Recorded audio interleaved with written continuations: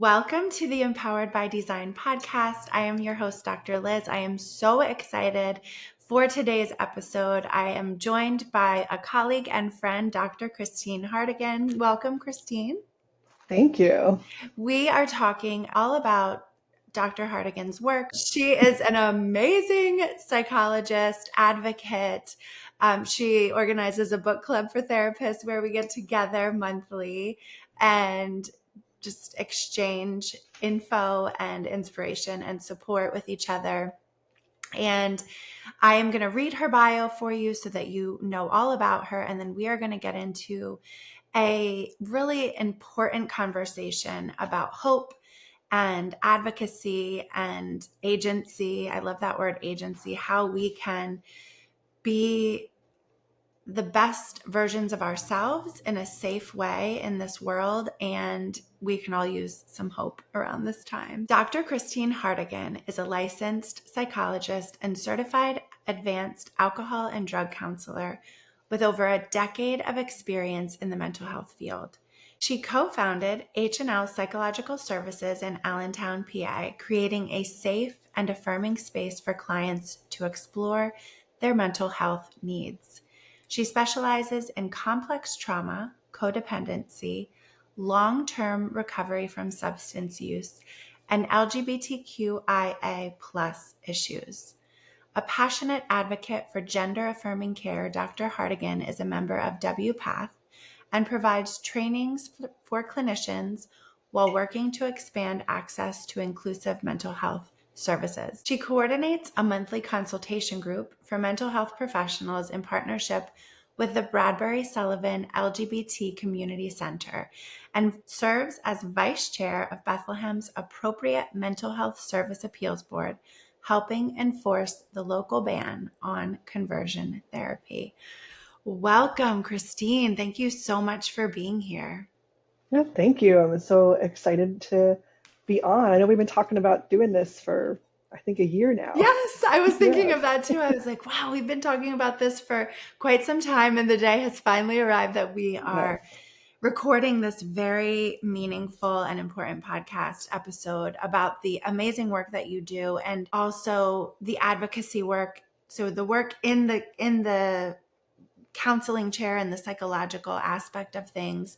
And I love that I'm always seeing you out and about with your staff members at Pride and different kinds of events to spread awareness. So you are very, very passionate about empowering people to be able to live life in the most authentic way and with safety and support as from all angles. So I absolutely love what I do, even though it can be difficult at times, especially in the current socio-political environment. My clients are under a lot of stress, but I'm still very passionate about what I do and helping people and getting to see people flourish and become their authentic selves. I think that's what psychologists are all about. Yes. Yeah, I love that you bring up the current socio-political climate is very scary. It's scary, it's uncertain, and it's oppressive. I would love for you to start off with, what are some of the things that you have found most effective in your work to inspire hope during uncertain times such as these?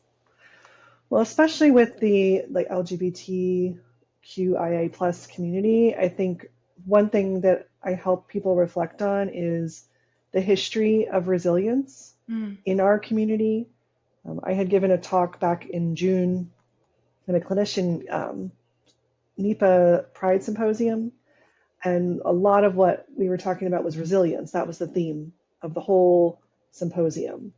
And so in my talk, I was referencing back to the days of Stonewall, the days of the AIDS crisis, and kind of reminding people that this is not the first time that the government has turned its back on the community. If we look back into some of that time period, it was illegal to be gay. It was illegal to be trans, you could be put in jail, you could be put into a psych hospital, and yet the community persevered. Mm. And during the AIDS crisis, Ronald Reagan didn't say the word AIDS for at least a year into the crisis when so many people had already died. And so I remind people, like, as a collective community, we have a lot of resilience. We've gotten through unprecedented historical events before, and to bringing up that like rootedness in sort of our history, and before that too, it doesn't just go back to the Stonewall days. Resilience. That is the resounding word that I'm hearing that you Yes. said it. I'm just like, yes, we have to latch on to resilience in this spirit of hope. And one of the things that I talk a lot about here on this podcast is that aspect of going back into looking backwards to the past for hope, for celebration of things that we have overcome, to understand that things, right? Like Yeah. I will help people see it in a symbol, like with the infinity symbol, right? So that kind of the sideways 8, where we look back to, okay, where have we come from? Where have we been? What can we celebrate from some of the past things that we've overcome, Yeah. the challenges that we've overcome, in order to remember that we've been here before. It didn't look exactly the same, but the feelings, right, that we have inside our body, that like, anxiety and the stress and the fear and the anger and rage sometimes, at like how government and agencies can think that they can tell us how to live our lives. And so when we do that, when we look back and say, okay, we can pull strength and resilience from the people who have been here with us, who have blazed the trail before us, and bring that into the present moment. And I invite the listeners to take a breath, right? Taking that breath can bring us back then grounded and centered in this moment right now of, okay, what do we know to be true? What do we know with certainty right now? And when we can embrace that present moment after looking back, it can really help us to recognize the power of hope, the power of resilience. Mm-hmm. And I think then also on like an individual level, people in the community, most of us, I include myself, I'm a queer cis woman, we have already experienced adversity at some point in our lives. Growing up in a very heteronormative, cis-normative world, we've had some adversity in just figuring out who we are and being able to be that person. So I can also help people draw on a reference point of their own ability to be resilient in the face of adversity.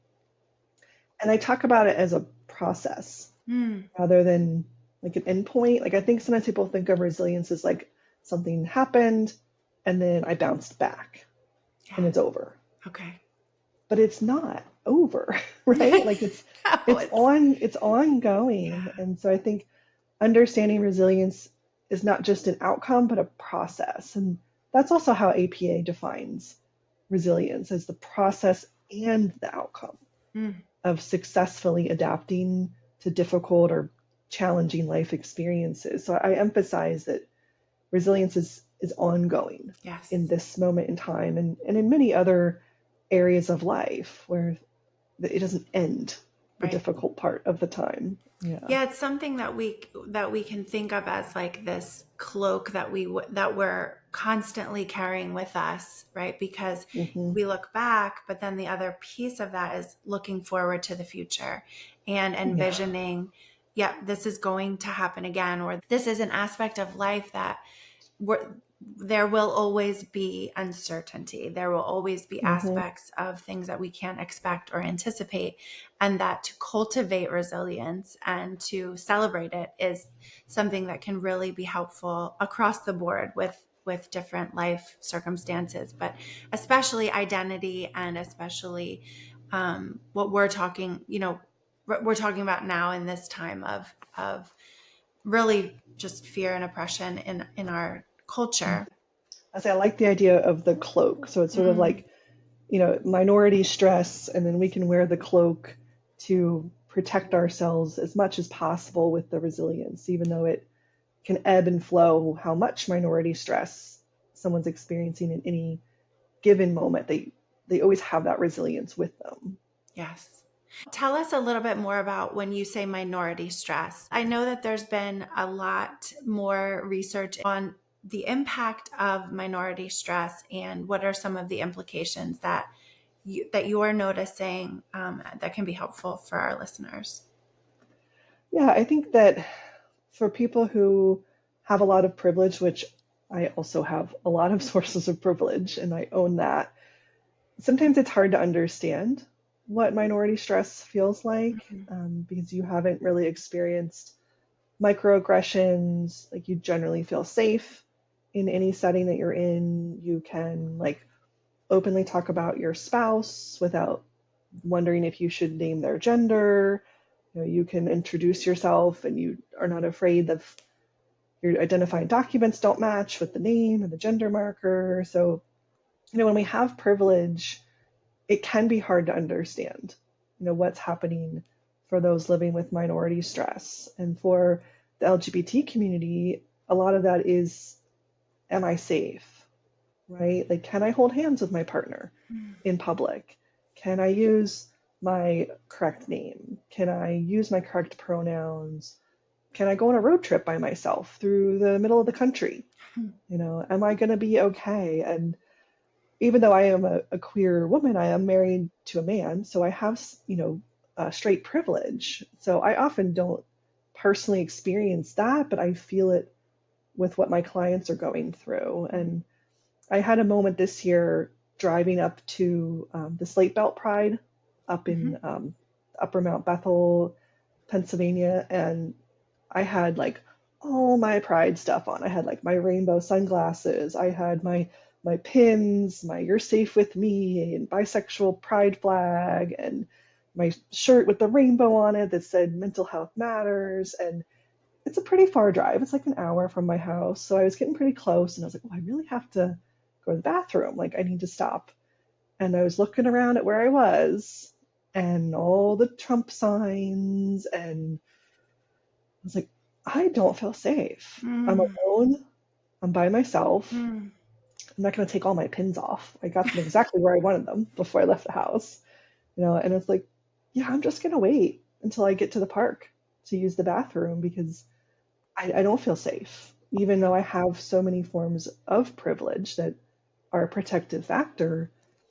In that moment, I was like, yeah, I'm afraid to use the bathroom. My clients live that every day. mm.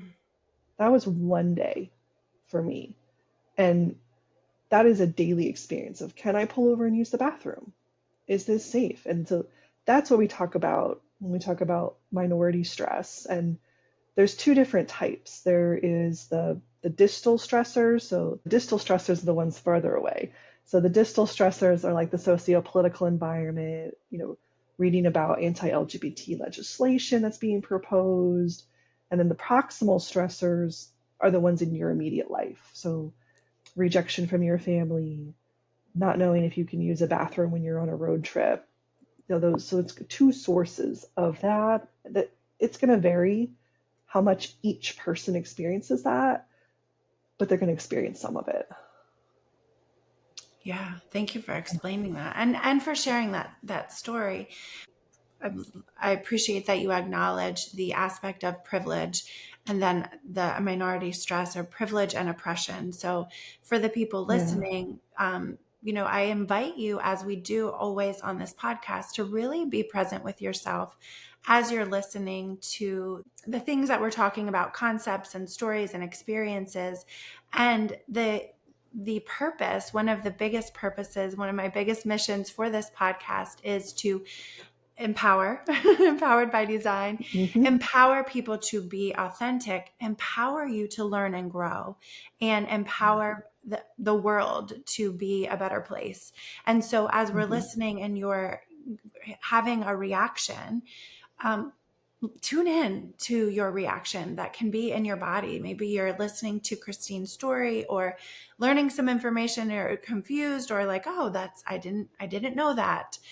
Maybe you know all of it. And it's just, Yeah. this is another piece of validation and support. But really the invitation is there to tune into your reactions on a physical, in your body, in your emotional realm, right? So is there anger? Is there fear? Is there that sadness that comes up?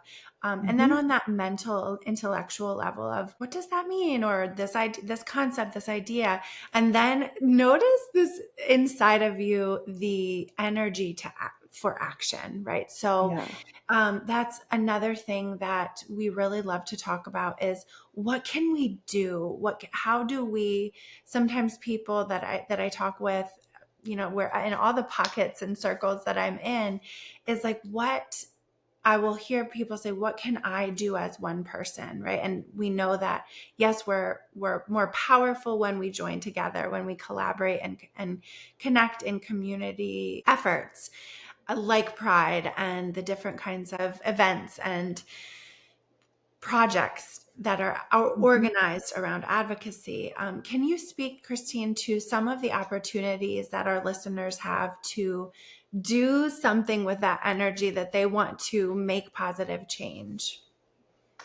Yeah, so I'll borrow an analogy from Corinne Goodwin, who's executive director of the Eastern PA Trans Equity Project, and she's amazing. I'm going to give her credit for this because I like this. So she says that there's so many different ways that we can engage in advocacy, and so she conceptualizes it like a chart. So you've got your y-axis, you've got your x-axis. On the y-axis is how much, I guess we could say, like how much you want to be visible or how much you want to be out if you are part of the community, or even if you want to be visible as an ally. So kind of how out you are, how visible you are. And on the other axis is how much energy you have, Mm, how much spoons, how much effort. mm, And we're all going to be different at different times. So she says, the people that are really visible, really comfortable with being visible, and they have a ton of energy, those are the people like starting pride groups and starting the Bradbury Sullivan Center and, joining panels and, being out there and spending their whole lives as advocates. So that's one extreme. On the other extreme, so if somebody isn't safe to be out or they're an ally, but that's not going to be safe for them to share publicly, and maybe they don't have a lot of energy, they don't have a lot of ambition, time, that could be like you just set up a monthly automatic donation to human rights organization or ACLU or Eastern PA or Bradbury Sullivan, and that just comes out of your checking account once a month, and you don't have to think about it, you don't have to do anything, but you're helping. mm. And of course, those are the two big extremes, but you can find yourself anywhere on that chart and it can change. Some days you may have more energy and can be able to do more. And then depending on where you are, maybe you can be more visible or you need to be more private about your identity or, you know, if you're an ally. And so it can alter and change. I think I'm probably a little bit on the higher end of that one. I'm You very are. You have visibility and energy, lots of it. I love that. right, right. Yes, yes. So I like that because I've worked with a lot of clients who feel like I'm not doing enough, or Mm, I don't want to be out publicly. I want to be seen as my authentic gender. I don't want people to know I'm transgender, but I want to advocate, and I feel like I'm abandoning the community if I don't advocate in some way. And I'm like, listen, you don't have to march in a parade, right? Like there's other things that you can do and feel safe at the same time. yeah. No, I really love that chart that you shared with us. It helps to paint the picture in a visual way where there's the also on top of the chart, right? Like around the chart is environment and Yes. time of year and all of the other stressors and just things that are going on in life that is going to influence at any given day or moment in the day where someone may fall on how much energy they have, Mm-hmm. how much they want to be seen or to be visible in Right. the community or social media. And so I love that because it's helpful to give people that permission to be like, whew, let me check in and see where I'm at so that I'm, again, authentic with the energy that I'm bringing in order Yeah. to do the work and to make the changes. And I think permission to pick and choose when we out ourselves, Mm, because like people talk about coming out as if it's a one-time yeah. process. Yeah. It's not. You know, Right. we're coming out or not coming out throughout our entire lives. And so I've certainly been in social situations where I do not disclose Mm, that I'm queer slash bisexual. I use them interchangeably because I'm like, this is not a safe environment for me to talk about this. Or I hear people in a certain social situation maybe making derogatory slurs, and the advocate part of me wants to speak up and be like, ah, you're bad and terrible and can't believe you did that. But then another part of me is like, it's not safe for me to do that in this environment. And so I can either approach it more softly, I could walk away, you know, I have other options to protect myself. But even for me, I don't always disclose my identity depending on where I am and who I'm with. And that's hard for clients to give themselves permission to do. Again, we feel like we are somehow abandoning the community if we do that, but our safety is the most important thing. right. Absolutely. I love that. That's very valuable to think about. And when you said safety, I think of the hierarchy of needs that we use Yeah. in psychology from Maslow, where at the very bottom, if you're not safe, if you don't have those basic human needs met for safety and shelter and things like that, then you're not you don't have the energy or to be advocating or to be moving up the pyramid and doing this intense advocacy work. And it doesn't always have to just be advocacy work. It can just be living your life, right? So, Right, right, right. we need to feel safe in our communities. We need to feel safe in our world. And unfortunately, right now in this time,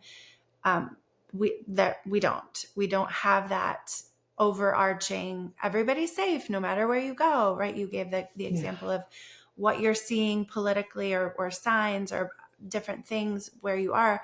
It's a very, very important thing to notice your surroundings and choose your actions accordingly so that you're maintaining your safety. And that is what we talk about when we talk about minority stress, right? That Yeah. minority stress where you even have to think about the fact of, am I safe to get out of my car and go use the restroom in a public restroom? I'm not so sure. Hmm. And I've heard some people, well, I've had conversations with people where they've talked about like inclusive language, and they're like, but do I have to say spouse? Can't I just say Mm, who's your husband or who's your wife? And does it really offend people that much? And I said, it's not about offending us. It's about we are now afraid. mm, We don't know that you're a safe person. mm, So if say I was married to a woman and I'm having a conversation with someone, and they say, "Oh, are you married?" And I say, "Yeah, I'm married." And they say, "Oh, what does your husband do?" You know, you have just told me that you may not be a safe person. You may be a safe person who's just been socialized in a heteronormative culture, but I don't know that. I don't know in that moment that you're safe. And so inclusive language isn't about not offending people. It's about telling people that they're safe and that they're included. Yeah. yeah, that I yes. Yes. When that's just a great way to frame that, because there are people struggle with change, right? People struggle with Hmm. change in language and, oh, why does it matter? And, oh, why does, this isn't how it used to be. Well, no, it's not how it used to be. And that is the aspect of our work in general terms of we the world is going to continue to change and evolve, right? That's why we enjoy the things that we enjoy in our lives.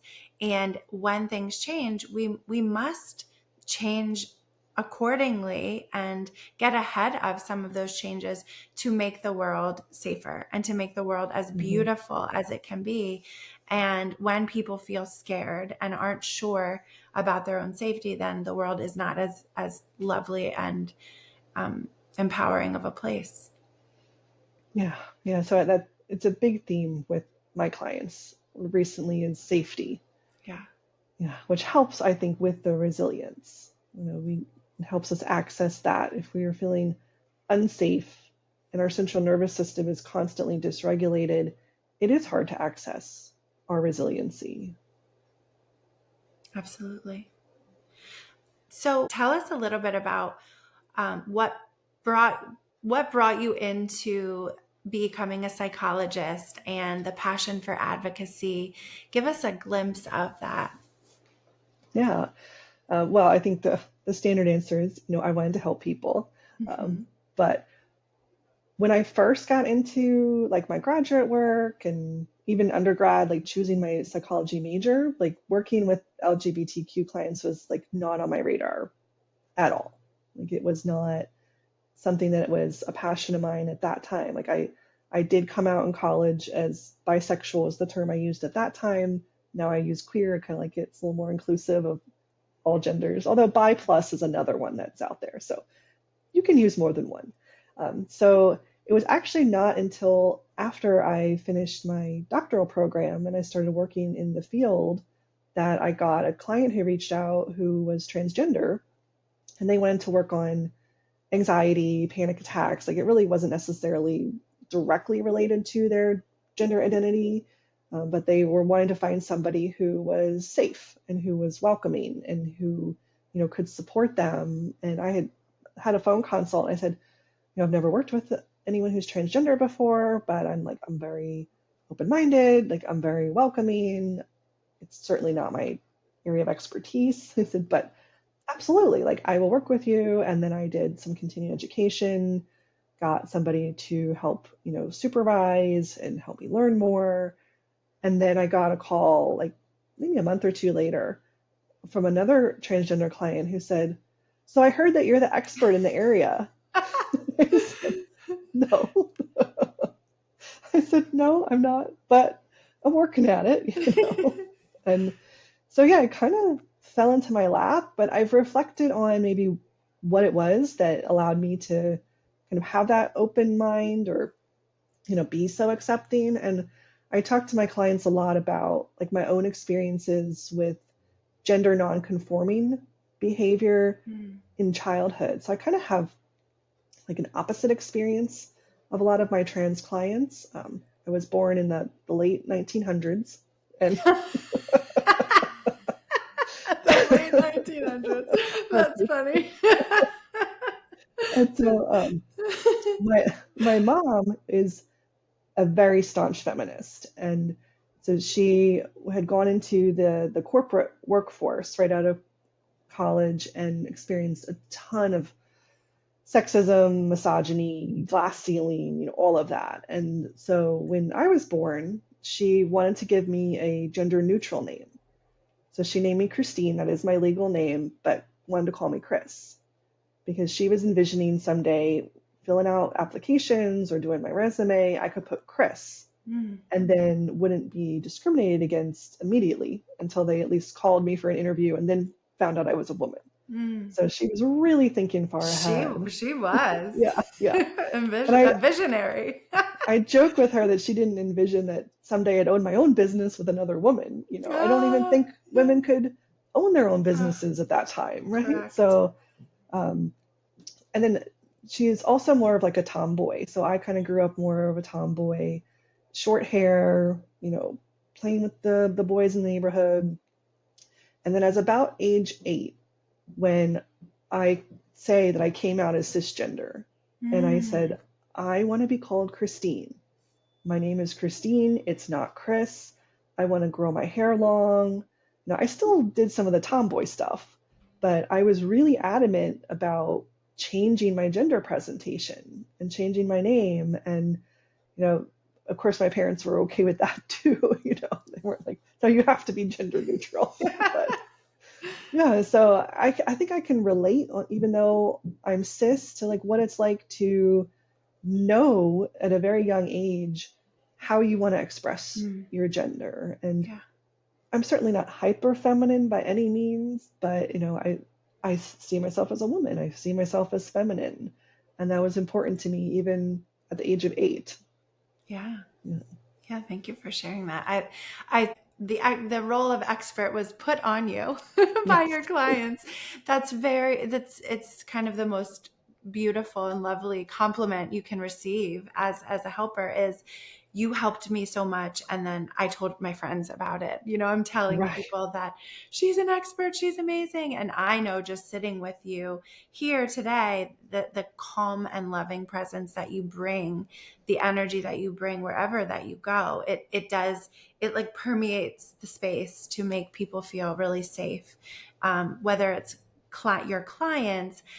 And when I'm with you, a lot of times it's other professionals, other Hmm. therapists, other people in advocacy, and and and we feel that, right? Like we feel that sense of peace and calm and non-judgment and acceptance, and Yes. we ask you all the questions. You are our expert for sure. So Yes. you didn't put the name title on yourself, but by your actions and your passion for it, you have really you are leading a lot of people to do what you are passionate about, and that is Mhm. provide affirming and safe and empowering care for people. So thank you. Yes. And that's also what like showed me that there was a need Mm. that wasn't being met. Mhm. And that's why I started the consultation group to get more people to do this work and feel Yes. competent in doing it. And also for myself to receive Hmm. consultation. And that's why I do the continuing education presentations, even though I hate public speaking and I always feel like I'm going to throw up before I get up there. But I want to share this information. I don't want to be the only one doing this. I want the community to have access to safe, informed, competent care, not just someone Yes. who says, "Oh yeah, I'm friendly to the community," but they've got no training, Hmm. they've got no, background. Like our clients are not supposed to be the ones educating us. Right. We are the ones who need to have that cultural competency and cultural humility before we're in the room with them, which is why I did training and got mentorship after that first client. 'Cause I said, I need to know what the heck I'm doing. Yes. Yeah. 100%. And again, so educating ourselves, building awareness, learning through whether it's continuing education courses, books, Hmm. podcasts, but finding the valuable and I want to say good sources, like Yes. Accurate reputable, sources. yes, Yes. Yes. reputable and accurate sources of Yes. information to learn, and then connecting with other professionals. So in our area, you lead in our area, but it's also virtual, right? Yeah, we've actually had folks join now from all over the country. Oh, We I have love someone that. who comes from St. Louis, Missouri. We have someone who comes from Colorado, and we have people from all over PA. And so I kept it hybrid because we went back to in person, but folks can still join on Zoom because I'm like, I can't exclude all these people that joined over, COVID when we were all Yes. virtual. So it's actually really interesting to also hear from clinicians in other parts of the country of what the climate's like there and how they're coping. Yeah.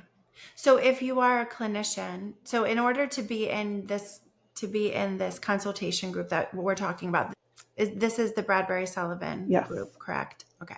So in order to be a member of this group, can you talk a little bit about that? And we will definitely put the link to find out more information and to get into contact with you in the show notes.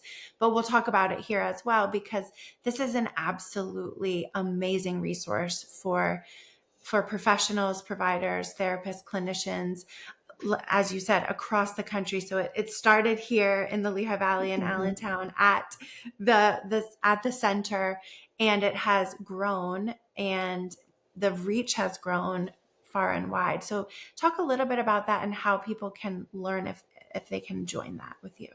Yes, it's open to any clinician who works in the field, either who works with the community, or even if you don't, but you want to, and you want to get more knowledge, or maybe you got your very first queer client and you're like me, what back when I was a baby psychologist, like what the heck am I doing? Yeah, so yeah, they just have to send me their email and like tell me a little bit about themselves and their credentials, and then I put them on my email list. I did make a boundary that students could not join unless they are accompanied by their supervisor. Okay. Because I got a lot of students reaching out who needed to observe groups for like a group therapy graduate class. Okay. And I was like, well, I can't have like 20 students coming to each one.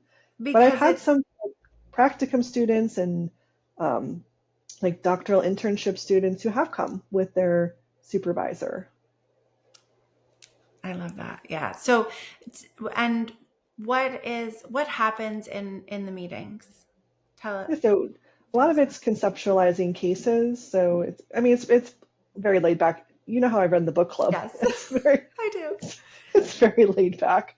So yeah, it's just kind of open ended. You don't have to RSVP. Just show up, and if you have a case to talk about, let us know at the beginning, and we make sure we have time to talk about all the cases, or we talk about like practice management issues, like how to advertise that you're LGBTQ affirming and then not end up excluding, cis het clients. Or we talk about legislation, we talk about advocacy opportunities, we talk about, Pride's coming up, who's going to have a table there? So it really runs the gamut of a lot of different topics. Like, I don't police it. I'm like, hey, whatever you want to talk about, we can talk about it. Yeah. Great. Yeah, that's definitely an amazing resource. And as we wrap up, it's almost time.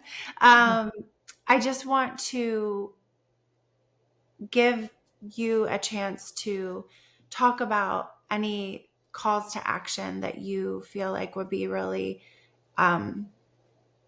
important and on your heart today. Yeah. I would say first and foremost right now is taking care of ourselves. Whether you are a clinician, whether you're a helper of any kind, whether you're part of the community, whether you're anybody. Whoever you are, wherever you people. are, take care of yourself. Yes. Yeah, we really need to focus on that self-care piece for resiliency. Even the basics, like, are we sleeping enough? Are we getting nutrition? Are we hydrating? Do we get sunlight? We're just complicated houseplants, right? Like, we've got to be taking care of ourselves, because if we're not doing that, we can't be present, we can't show up, we can't do the work. And for calls to action, I would say wherever you are, see if there's any legislation going on in your jurisdiction, whether that's the local level, like city council, state level, federal level, and see if there's any legislation that you can support, and you can call your representatives and say, I want my city council to pass a welcoming resolution like Allentown did, to say that LGBTQ people are safe here and that gender affirming care is preserved here, and because even on that local level, we can make a difference. And then, of course, like I said, donating to organizations, if that's the amount of energy you have, and if you have the financial resources to do that. And I think another piece too is in our everyday conversations, helping people be kinder to one another, and notice that we have a lot more in common than we are sometimes led to believe. And if we look at kind of those core values of being kind, accepting, helping people, rising up people who are less fortunate, I think there's a whole lot more common ground if we can humanize some of these things that are going on. Yeah. Kindness. So simple. right? Yeah. It's so simple to be kind. We can overthink things and we can get caught in like am I doing enough? I can't do enough. Or I'm feeling overwhelmed. And I love that message to wherever you are in this moment. Remember your human capacity for Yeah. kindness. Yeah. And people will listen to you if you approach Mm-hmm. it with kindness. Like I Yes. said, if I jump on somebody like, I can't believe you used that word and you can't use that word and, Mm-hmm. oh, and that's terrible, Right. that's not going to work. Right. Right. And so, Yeah. even if it's another clinician, I often approach it with kindness and empathy and I'm like, oh, I don't know if you're aware, but best practices is actually to use this term now, and this is why this term is problematic, and it can be really hard to keep up because the terms change all the time. And so, you're not shaming or, making someone feel bad about what they did, but you're inviting them to grow and to change. Yeah. Yeah. Kindness, hope, resilience. Yes. Yes. Yeah. In Compassion. action. And Yeah. compassion. Yes. Yeah. Yes. Wow. Thank you. Thank you so much. This was wonderful. I'm so Yes. excited that we made this happen. I And thank know. you so much for coming on the Empowered by Design podcast. If you are listening and this was helpful for you, please share it with a friend. Share it with whomever you think could also benefit from it. As mentioned, I will put Dr. Hartigan's contact information about her consultation group and other references and resources in the show notes. And just be kind. We wish Yes. for all of us to know that we have the power to inspire kindness, connection, and to take care of ourselves is taking care of each other as well. Yeah. And I think of the Mr. Rogers quote about when he would see the news and the upsetting events as a child, and his mom would say, look for the helpers. Mm, The helpers are always there. And I'm like, mm-hmm. that's us. We're the Yes. helpers. We are the ones rushing into the burning building. Like, the helpers are there. Reach out Yeah. if you need support. Yes. Reach out. I love Yeah. that. Yeah. Thank you. Thank you for listening and thank you for coming on, Christine. I can't wait to connect with you all next time. Take care. Bye-bye. Thank you.